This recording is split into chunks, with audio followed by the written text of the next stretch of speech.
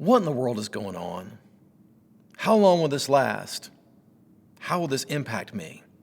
These questions lead me to another question. And who knows but that you have come to your royal position for such a time as this? You see, the setting of this question found in Esther chapter 4, verse 14, was not much different than the times we are living in today. When the king's edict came down against the Jews, there was much fear and uncertainty, the same uncertainty that we are experiencing today. But here are two things that we can be certain of. Number one, God is in control. You see, this did not catch God by surprise. This was all part of God's sovereign plan. In fact, Mordecai in that same verse makes this proclamation.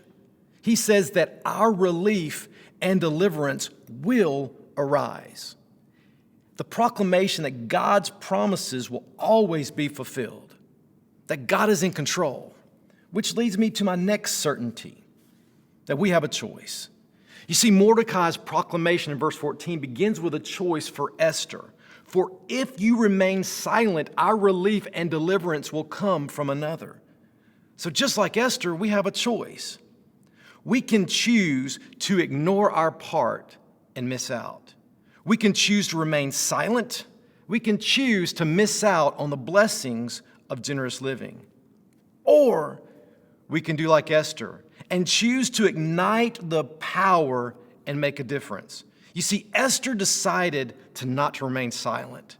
She chose to make a difference.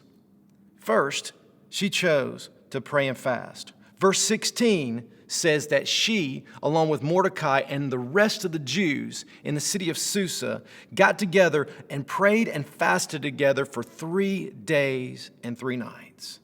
But she didn't stop there. She chose to act. Verse 16 also takes into account, and the rest of the book, that after she and they prayed and fasted, she said she was going to the king, and she went to the king.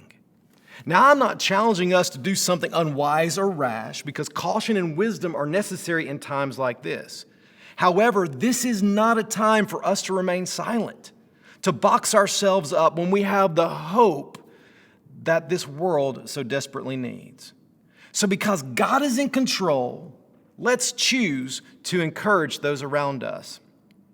Let's choose to share the hope we have in Jesus with a hopeless world.